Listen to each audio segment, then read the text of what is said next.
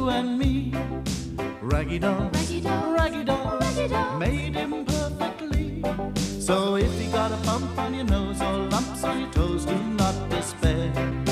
Be like the raggy dolls and say I just don't care. 'Cause raggy dolls, Raggy dolls, raggy dolls raggy dolls. are happy just to be raggy dolls, dolls like you and me. It was the morning of Christmas Eve. The Raggy Dolls woke up early. There was a brightness in the air, and when they looked out of the window, they saw that it was snowing. Great white flakes floated down from the sky and settled. First, the snow lay like a thick white sheet over everything. Then it became a thick white blanket. It lay along the twigs and branches. It gathered on the tops of walls and windowsills. The bushes were covered in it, and Mr. Grimes' delivery van, parked in the factory yard, looked like a huge white tortoise. "Isn't it exciting?" exclaimed Princess. "No," said Sadsack. "It's freezing cold." "Oh, buck up," snapped Dotty. "Where's your spirit of adventure? Let's go tobogganing." Fantastic idea, agreed Hi-Fi. "Dangerous, if you ask me," muttered Sadsack, but no one paid him any attention. "We'd better wrap up warm," said Dotty. So they all put on boots and gloves and scarves. Back to Front found some sacking in the workshop, which he cut up in squares for overcoats, and they used string for belts. "That'll keep out the cold," said Dotty. "We all look like Sadsack now," giggled Lucy. "Yeah, Sacky dolls, not Raggy dolls," chuckled Back to Front. "Now all we need is a toboggan," said Dotty. "We haven't got one, so that's that," thought Sadsack. But Hi-Fi borrowed a tray from the canteen. "Allons, let us go," said Claude impatiently. He couldn't wait to start tobogganing. "That is what they do in France, you know, in the Alps," he explained. "Winter sports, it's called," said Dotty. "Come on, chaps." "Where are we going?" asked Lucy. "Rose Hill," said Dotty. "It is not the Alps, but it is the highest hill in these parts," agreed Claude. Hi-Fi, Back to Front, and Claude carried the toboggan tray between them. "I just hope somebody knows how to toboggan," thought Sadsack. He turned his head this way and that. Wherever he looked, it looked the same. "Snow, snow, and more snow. I wish I was back in bed." The other Raggy Dolls were enjoying their adventure. "Up, up, up we go, trudging onwards through the snow," sang Princess. Rose Hill was very steep, and the snow had covered all the paths, but no one minded, except Sadsack. "I could go on forever," thought Lucy. Her cheeks were glowing, and her eyes shone with fresh air and exercise. The Raggy Dolls marched uphill, up and up, climbing higher all the time. At last, they reached the top. "Here we are. Well done," said Dotty. They all stopped and looked around. The snow was falling thick and fast now. It was difficult to see anything clearly.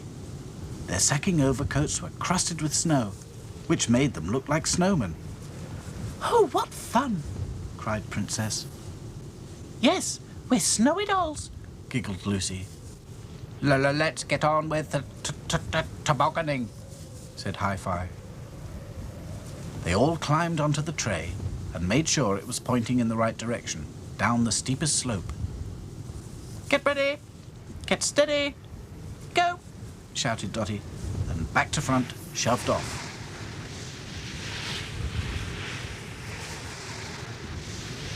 "Whee!" cried all the Raggy Dolls as they raced down the slope. The tray gathered speed, faster and faster. Sadsack shut his eyes and hoped for the best. He felt quite seasick. Whee! Down, Down and down they raced. Watch out! Screamed Lucy. There was a tree ahead. Lean over! Cried Dotty. So they all leaned, and the tray swerved round the tree and rushed on. There was no way of stopping it now. Down, down, down. Now all the Raggy Dolls felt seasick. Would they ever stop? The Raggy Dolls opened their eyes and saw that they had landed in a big snowdrift near some gates. Only half the railings were showing above the snow, but through them they saw a big house with lighted windows. "It's Rose Hill Hospital," said Dotty. I could do with a nice warm bed and a bit of nursing myself, thought Sad Sack. At that very moment, Matron was looking out of her window. Mr. Grimes had promised to send a parcel of toys for her children's ward in time for Christmas, but they hadn't arrived yet. Matron picked up the telephone and heard Mr. Grimes's voice on the other end. Hello? Is that Rose Hill Hospital? I'm afraid, due to circumstances entirely outside of my control, the van has been unable to make any deliveries today. There's thick snow everywhere. We'll have to wait until the roads are clear. I'm ever so sorry. "I quite understand," said Matron. "But the children will be very disappointed," she thought, sadly. She looked out of the window again and shielded her eyes against the glare of the snow, because there, on the other side of the gate, she thought she saw... It can't be, but it looks ever so like... Well, there's no harm in going to see, she thought. So she put on her warmest clothes and trudged through the snow. And there, of course, were the Raggy Dolls. A miracle, a real miracle, thought Matron. Some kind person has left their old toys here for the children. How thoughtful! What Christmas spirit! The Raggy Dolls were soon indoors warming up on the radiator. When they were dry, Matron took them to the children's ward. She gave Dotty to a girl with spots. She gave back to front to a boy who had his leg in plaster after falling downstairs. Hi-Fi sat on the pillow beside a girl who listened to pop music all day long. Sad Sack was given to a baby who had just had a big operation and couldn't stop crying. But when she saw Sad Sack, she couldn't stop giggling. I don't see what's so funny, thought Sad Sack. A week later, there was a big thaw, and all the snow melted away as quickly as it had come.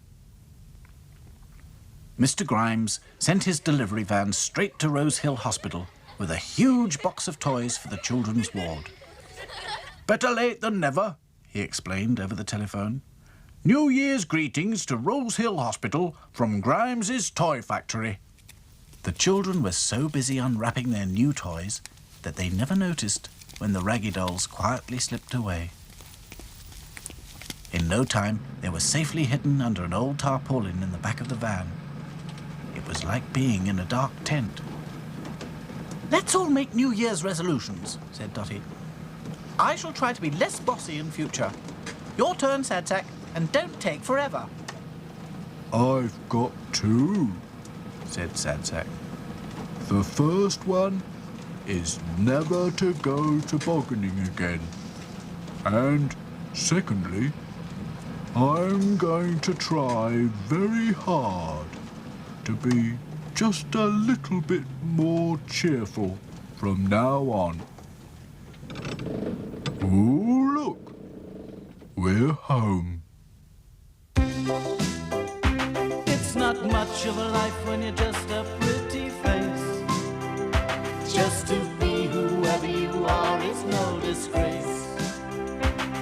Look around and you will find people of every kind, like the Raggy Dolls, Raggy Dolls, Raggy Dolls, Raggy Dolls, dolls like you and me.